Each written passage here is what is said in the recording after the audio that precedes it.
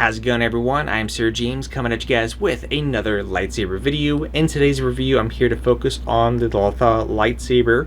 This particular lightsaber is a very cool looking one, and I really like how the upper emitter look. Kind of reminds me of the Bone Kestis hilt. Now, I did obtain this lightsaber over on the Saberbay, which I'll have a link in the video description down below. Not only the Saberbay carry hilts done by TXQ like this one is, but of course there's other vendors and other options as well, so all kinds of things to choose from, along with some really cool accessories, which I'll be showcasing one of those cool accessories a little bit later in this review. Kind of a fun way to store your extra batteries, especially if you're going to conventions and is using a lightsaber. But with that being said, this is, of course, if I haven't mentioned it already, currently installed with the SNV4 Pro for the board choice. So it's not Profi or Xenopixel, it's the SN option right there. And also the other cool thing too about this hilt is it's actually pretty affordable too. It's not some crazy high price. In fact, this, before of course shipping cost and tax, is under $230, which is a very good deal in my opinion. So with that being said, let's go ahead and take a closer look at this hilt. Now, as I mentioned before, I really love the look of this upper emitter. It just looks really sick. Now, in terms of retention screws, this does use a total of 4. You're going to have 2 that sits a little bit lower and 2 that are going to sitting a little bit higher, and some other vent holes too, so when you have your blade in here, it looks really cool, which I'll showcase a little bit later on. And I really like this section here. I thought that looked pretty neat. Now, I did check, there's no like hidden crystal or anything like that. I thought that would have been pretty cool if there was one there, but nonetheless, it still looks great. Now, this is a 2-button setup, so your main button is going to be located right here, and this is your secondary button. Here is the handle section along with the pommel. This does remove, of course, to get access to your internal, or if you really wanted to, for whatever reason, you could disconnect it up here and pull it apart that way, but at least you can see how the connectors work, or if you just need to do a repair, a little bit easy to access. Like I said, if you just need to access it quickly, just remove this bottom section here, and of course you have your TXQ chassis right there, which as always is going to have the removable battery option along with a USB-C charging port there on the chassis itself. Not only that, easy to access for the SD card on the board as well, for if you need to do any kind of modifications to your files. But with that being said, I will say, as far as the hilt goes, at least in my opinion, currently, it's a little bit plain right here. Now, I guess with the option here, is because it's a little bit plain here, I feel like you can easily customize this for sure. You know, adding some kind of custom wrap to this and whatnot is definitely going to make this pop even more. So again, the other positive aspect about this, not only having this really cool looking emitter section, is there's room for customization and to increase the look of it even more if you wanted to go that option, or just leave it as is. You know, lightsabers is all full of choices and you could have fun with it however you choose to. But with that being said, let's go ahead and bring a blade. Actually, no, before the blade, I will mention in terms of the weight of the saber, it's not that actually heavy. It's not super light, it's not heavy, it's like in the medium-ish scale. Besides that, it is also quite comfortable to wield because there are no sharp edges. The only thing really that sticks out a little bit is the secondary button. That's pretty much about it. So let's go ahead and bring a blade over. Now, this will use the 1-inch blade for those of you who are curious. And as far as blade depth goes, let's see here. I just need to readjust the retention screws on one of these because I screwed it in a little bit too much. That's why the blade isn't going in all the way.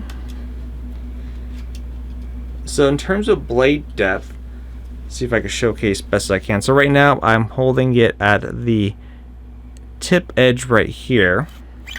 So about that much of the blade sits in. It's not a very deep hilt. It looks like it by default, and that's because of the fins that stick out. But in the reality of things, it's definitely not a deep crevice for sure. But again, you do have 4 areas for the retention screw to ensure that your blade isn't going to go anywhere. But for me, I'm just going to go ahead and secure 3 out of the 4, just because, you know, I like living dangerously nonetheless. Alright, we should be good to go. So let's go ahead and turn off this main light here and power this on.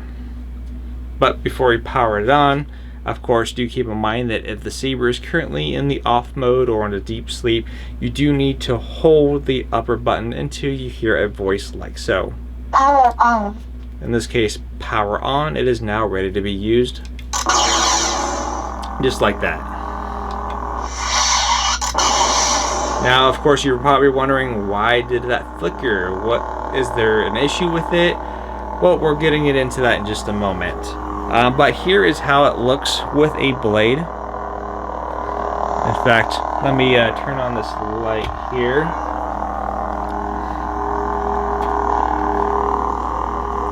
Alright, well, my camera is kind of adjusting, making it too dark to see, but it looks really cool with the blade in and seeing how the emitter looks. It looks really, really cool. Now, this does have a form of gesture control by default, although I don't find the gesture control to be that really smooth compared to like Proxy or Xenopixel. Sometimes I'll be like twisting and like nothing, like literally nothing's happening, and other times it will. But let's see if I can do the twist off. So like the twist off seems more responsive than the twist on, so a little bit weird. I don't know if it's just my hilt or for whatever reason just I'm doing it wrong, which I've never had that issue before, but it's alright. So customization. Now typically with lightsabers, and like for example Profi, you know, if you wanted to customize a Profi lightsaber, you would have to go through the whole process with the configuration, getting blade styles, adding it in there. It's a whole heap of mess. As much as I love Profi, it is a struggle and a pain to deal with time and time again, especially if you get one of the codes wrong. It's just a huge hassle. Things like Xenopixel, for example, was pretty cool because you had customization there, and of course the same for this one also features customization as well. Now, unlike the previous one, Xenopixel, for example, where you either have to look for the flashing lights or a beep mode here, this one is pretty quick on the dot. So for the upper one, while the saber is off, you hold down Standard ignition, and then it's going to change the ignition type. Once again, the upper button, holding it down while the saber is off, not fully off, but just, you know, the light itself, is going to change the blade ignition type. Hunter ignition, That one's the Hunter one, if you're curious. cross ignition, So, pretty cool stuff there. We'll do a couple more. full ignition,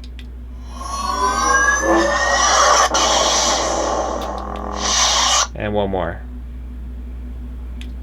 Oh, broken ignition, broken ignition.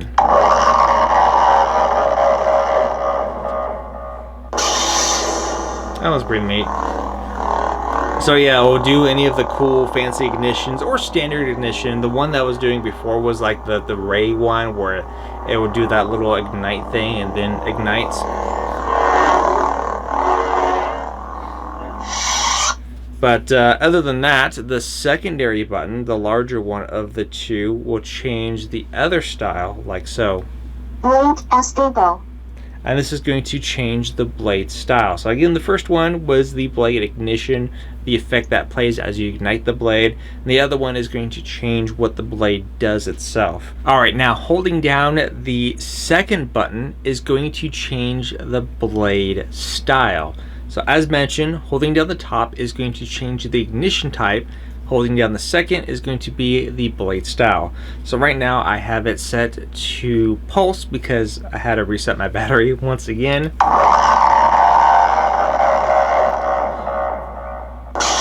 So again, then we got that previous ignition. So this is the blade pulse effect. It's not the nicer pulse effect that I like to use with, you know, like the Profi, for example, but this is the pulse effect for this one.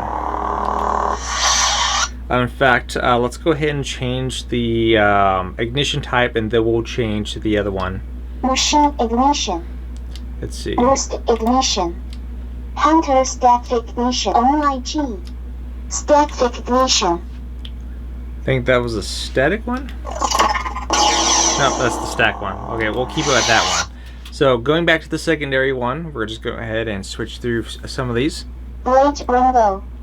This is going to be the rainbow one. So you got all your little RGBs there. Actually looks pretty fancy on the camera this time around. Blade infinite. I don't even know what that is. Some of these, like when she talks, sometimes I can't even understand her. It's a little funny. This one, oh, it's kind of like a little color gradient. Alright, so let's want that what that one is. Pretty neat. Blade wave. I think this one said wave. Yeah, a little kind of somewhat pulsing, but not too bad. There's one on here. I forget which one. I think it was unstable. If you're really sensitive to like strobe effects, I wouldn't recommend the unstable blade style. Blade fire. This one is fire. Let's change the ignition type again. Sparkly ignition. So almost back to that one. Alright, so this one's called fire. Not really a fiery effect in my opinion. It's got like, I guess, your little embers that kind of flicker upwards towards the blade. I will do two more. Blade flash. I think this one said flash, so I'm going to turn this one away to not, you know, affect any of you.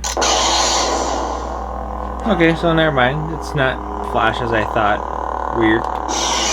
And then one more. Blade crack. This one says crack. So it's got like a little effects on the blade, almost like the raindrop effect, but it says cracked, so I feel like it's more raindrops than anything, to be quite honest. Now, a couple things to also mention too. While the saber is on, pressing the secondary button will do the blaster effect, and then holding down, letting go, will do the lockup effect, just so you are aware. And simply pressing the top button will deactivate the blade like so. So let's go ahead and cycle through the fonts. If you wish to cycle through the fonts, you're just going to go ahead and press the secondary button, not holding, just pressing. Ventress. Leia. Ahsoka. Anakin. We're just going to cycle through until we get to Ventress again. Ayla Secura. Dappa Balaba. Kenobi. Count Dooku. Yoda. Rey Skywalker. I am the Inquisitor. Tell me, is this training? Master Windu. I am told it is the dark saber. Master Money. General Kenobi. Quinlan, pause. Reborn. The Butcher. Temple Guard. Star Killer. Ventress. So, as you can tell, there's a lot of really good fonts in there for sure. Let's go ahead and initiate while we have Ventress on. Now, mind you, also too, for the blade style and the ignition type, that's going to be tied into whatever font you're on. So obviously we're on a new font. It didn't do the ignition or blade style that we had initially activated. That's because this is a different font, so therefore it's whatever we have it set up to. And just to showcase that, we'll cycle through a couple fonts. Leia. Ooh. That one sounds good.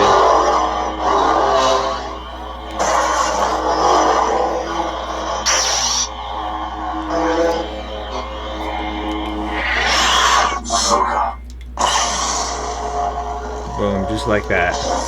Go ahead and turn this back on. So yeah, overall it's definitely a fun saber. Like I said, definitely in the affordable range in my opinion. I mean, anything, in at least how I look at it, if it's under $250, I feel like that's considered affordable. And I mean, if you think about it, the not the legacy sabers, but the buildable lightsabers for Star Wars Galaxy's Edge are what, $220, $230, give or take. This one here is going at about 230. Again, this is before tax and shipping cost. Still a pretty good deal. The fact that you have a lot of effects on there for the blade style ignition, but of course, not only that, you have a lot of saber fonts as well, and a very good stylish looking hilt overall. But in the end, definitely a good recommendation. Like I said, if you are interested in this hilt, I do have a link provided in the description down below. Now, I did mention earlier that I did have one extra little bonus to share with you guys. And, well, it is an accessory that you can also find on the Saberbay, which I'll put a link to the product down below as well. Now, as you guys know, like you may notice, like with Jedis, they have like these little food capsules on their belts. And well, the cool thing here is that, now imagine like a scenario where if you were at like a convention, for example, and you have, well, obviously a lightsaber. Now eventually that lightsaber is going to die out, and if you have one that features a removable battery, well, of course, I have a feeling that you will most likely carry spares with you. Now, a lot of the times the spares are going to be in your pocket, maybe in your bag. What's a little bit more convenient way? Well, this is where those Jedi food capsules come in, but instead now a battery capsule. So we have these things right here. So these are basically the food capsules the Jedis will have, but these are a little bit more oversized, and they're oversized for a reason. But we got a full set of them right here in the different colors. So very neat nonetheless, and they just simply slide onto your belts. Now let's go ahead and put a couple of them back. Now the cool thing here is when we open it up. So again, nice aluminum, and all we need to do is to remove this bottom here, and guess what? We have our extra battery right there stored nonetheless. And this easily works with any of the batteries that either have like the little lip here on the top, or even the flat ones too. I find adding the little extra padding that it comes with down there on the lid helps keep the battery nice and secured in there, so it's not like, you know, bouncing around. So you just secure that in there and you are good to go, and you just take this, clip it onto your belt, and just like that. But what do you guys think about the lightsaber or these really cool little battery Jedi capsule things? Let me know in the comment section down below. If you have any questions, please also reach out to me. Until then, thanks for tuning in, and always remember, may the Force be with you.